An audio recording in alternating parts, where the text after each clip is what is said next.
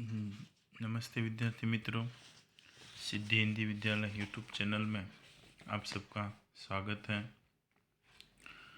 इसके अंतर्गत हम कक्षा 9th विषय सामाजिक विज्ञान में जयदेव जानी हम पाठ नंबर 16 जिसका नाम है भारत की जलवायु या फिर जलवायु, इसके बारे में चर्चा कर रहे थे। इसके अगले वीडियो के अंदर हमने भारत की ऋतु चक्र के बारे में जानकारी प्राप्त की थी। इसके अंतर्गत भारत में मुख्य रूप से 6 ऋतु का अनुभव होता है या 6 ऋतु मानी जाती है, जिसमें हेमंत, शिशिर, वसंत, ग्रीष्म, वर्षा और शरद ये 6 हैं। और इन 6 ऋतुओं का समयकाल एक ऋतु का 2-2 महीने का होता है।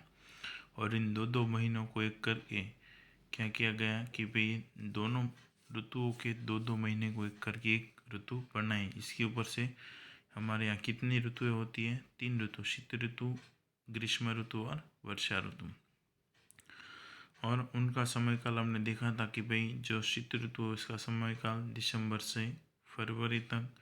उसके पश्चात ग्रीष्म ऋतु है तो ग्रीष्म ऋतु का मार्च से मई, और वर्षा ऋतु का जून से सितंबर, और अक्टूबर से नवंबर ऋतु ऋतु के बारे में पढ़ा था।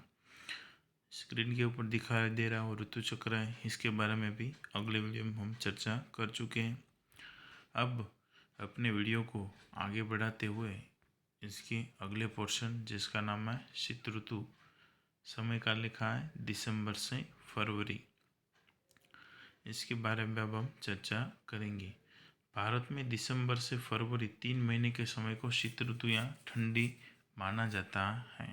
भारत में दिसंबर से फरवरी तक के 3 महीने के समय काल को शीत ऋतु या ठंडी माना जाता है। 22 सितंबर से 21 मार्च तक सूर्य की किरणें दक्षिण गोलार्ध में सीधी पड़ती है। 22 सितंबर से लेकर 21 मार्च तक सूर्य की किरणें कहाँ पर सीधी पड़ती है? दक्षिण गोलार्ध में। यानी कि भारत किस गोलार्ध में है? भारत उत्तरी गोलार्ध में स्थित होने से दिसंबर से फरवरी तक सूर्य की किरणें तिरछी किरणों के प्रभाव होने से तापमान कम होता है। और भारत उत्तरी गोलार्ध में स्थित होने से दिसंबर से फरवरी तक की सूर्य की किरणें तिरछी रहती है, इसलिए तापमान कम रहता है।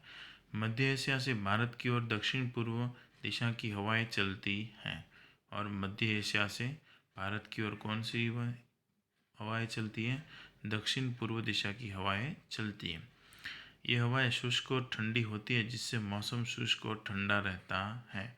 और ये हवाएं कैसी रहती हैं? शुष्क और ठंडी रहती है, जिसकी वजह से क्या रहता है? वातावरण या हवा भी ठंडी रहती है, इसलिए हमें ठंडी मौसम का अनुभव होता है।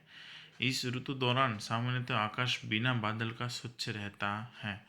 और इस ऋतु दौरान सामान्यतः आकाश कैसा रहता है? बिना बादल का स्वच्छ रहता है। उत्तर पूर्वी भारत अनुपात में अधिक ठंडा रहता है। उत्तर और पूर्वी भारत अनुपात में अधिक ठंडा रहता है, कारण कि वह समुद्र से अधिक दूर स्थित है और उसका कुछ भाग मरुस्थल है। क्यों? वो समुद्र से काफ़ी दूर है। और दूसरा कि उसके कुछ भाग मरुस्थल आए हैं, जैसे कि राजस्थान रेगिस्तान, हरियाणा के अंदर आया हुआ रेगिस्तान। ठीक है।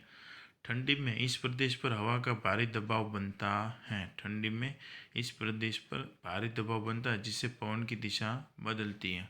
और ठंडी की सीजन के दौरान कहाँ पर? जो उत्तरी पूर्वी भारत है वहाँ पर हवा का दबाव ज़्यादा रहता है, जिससे पवन की दिशाएं बदलती हैं। यहाँ के भारी दबाव के कारण ठंडे तथा शुष्क पवनों का जन्म होता है। ये पवन जहाँ जहाँ पहुँचते वहाँ तापमान में गिरावट आती है। और ये भारी दबाव के कारण जो ठंडे और शुष्क पवन जन्म लेते हैं वो यहाँ से धीरे धीरे आगे बढ़ते हैं। और ये जिस जिस विस्तार से होकर गुजरते हैं वहाँ पर क्या करते हैं? तापमान में गिरावट लाते हैं, यानी कि वहाँ का तापमान कैसा कर देते हैं? कम ठंडा कर देते हैं। ठंडी में दिल्ली का तापमान कई बार 10 डिग्री सेल्सियस से नीचे चला जाता है। कितना चला जाता है? 10 डिग्री सेल्सियस से नीचे। वर्तमान समय में ठंडी का सीजन काल चल रहा है, तो दिल्ली के अंदर किसानों का भी आंदोलन चल रहा है, न्यूज़ में देखा होगा। तो अभी वहाँ का तापमान कितना है? -डिग्री में चलता है। ठीक है, चल रहा है। इलाहाबाद में 16 डिग्री सेल्सियस, कोलकाता में 18 डिग्री सेल्सियस के आसपास तापमान रहता है। इलाहाबाद का तापमान 10 डिग्री सेल्सियस, कोलकाता का 18 डिग्री सेल्सियस तक तापमान नीचे जाता है।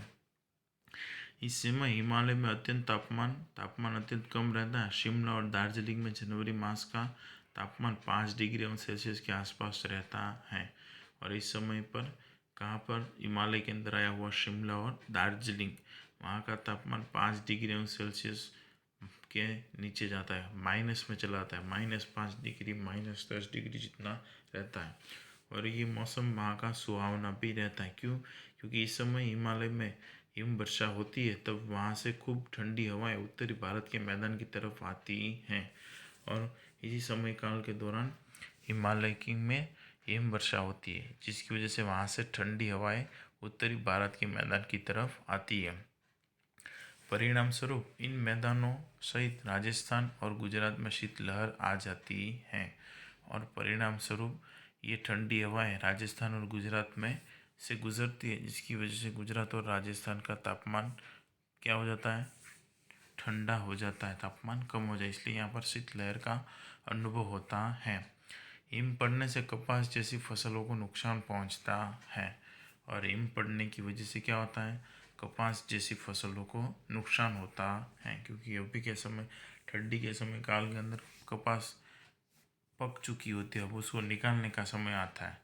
अब उसमें हिम वर्षा हो तो क्या होता है? कपास को भारी नुकसान होता है। शीत ऋतु में ऊंचे पर्वतीय क्षेत्रों के अलावा भारत में तापमान गलन बिंदु से नीचे नहीं जाता है, कारण कि हिमालय की गिरिमालाएं मध्य एशिया की ओर आने वाली अतिशय ठंडी पवनों को रोकती हैं।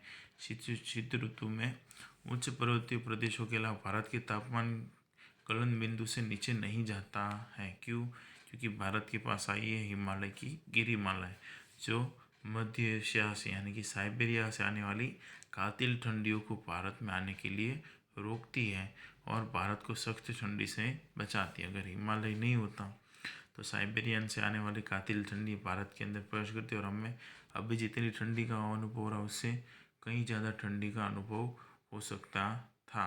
लेकिन हिमालय की गिरिमालाओं की वजह से क्या होता है? ये ठंडी हवाएं वहाँ से टकरा कर वापस चली जाती है।